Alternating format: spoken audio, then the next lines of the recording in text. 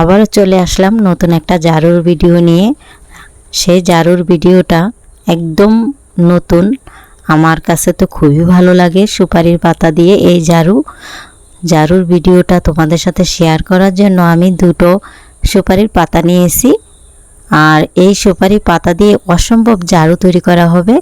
আর এই জারুটা জানো না এতটাই সুন্দর হয়, আমার কাছে মনে হয় সব জারুর চেয়ে এটাই আমার খুব ভালো লাগে।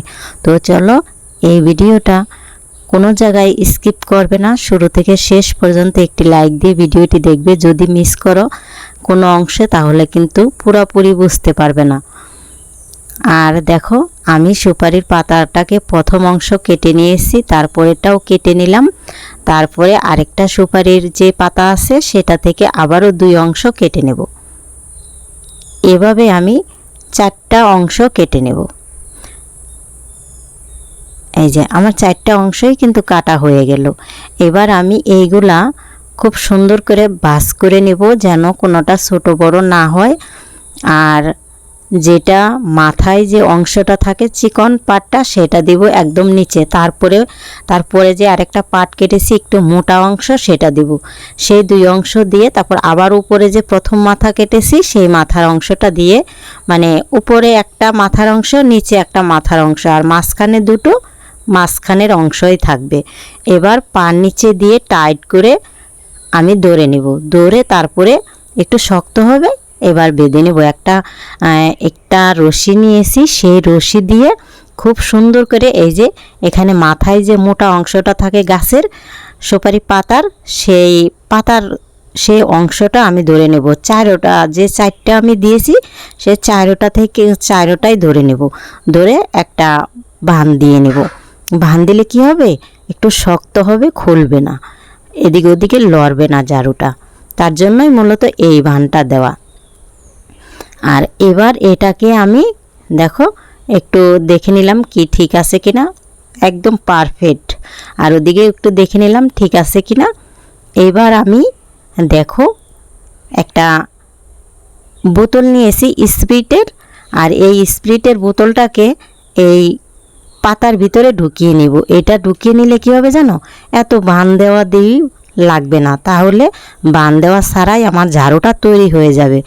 আর এই ঝাড়ুটা বাঁধ দেওয়া ছাড়াই একদম শক্ত হয়, আর একটু বোতলটা দেওয়াতে ভেঙে যাওয়ার সম্ভাবনা থাকে না। আর আমি মাথা থেকে অল্প একটু কেটে নেব, আমি সমান করেই কেটেছি, আমার আর বেশি কাটা লাগেনি।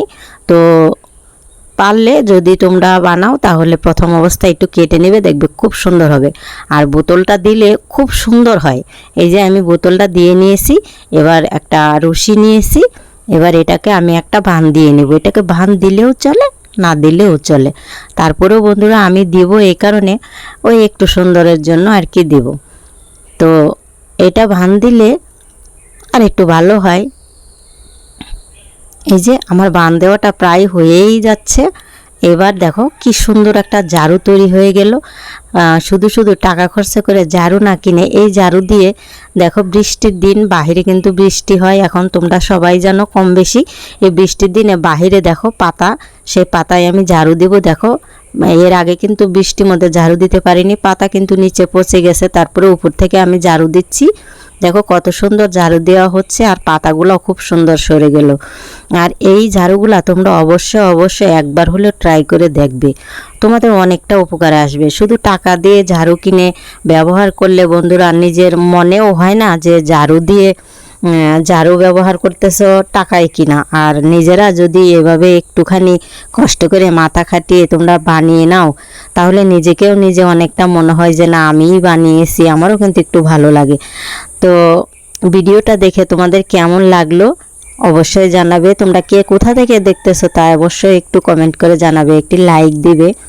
যদি ভালো লাগে তাহলে বন্ধু হয়ে পাশে থাকার চেষ্টা করবে। আর তোমরা কোন ধরনের ঝাড়ুর ভিডিও বা অন্য কোন ধরনের ভিডিও, রান্নাবান্নার বা কোন ভিডিওগুলো তোমাদের দেখতে ভালো লাগে সেটা অবশ্যই আমাকে জানাবে, আমি দেওয়ার চেষ্টা করব। আর আমার ভিডিওতে যদি কোনো ভুল হয়ে থাকে তবেও তোমরা বলবে। আর সবাই ভালো থাকবে, সুস্থ থাকবে, দেখা হবে নেক্সট ভিডিও।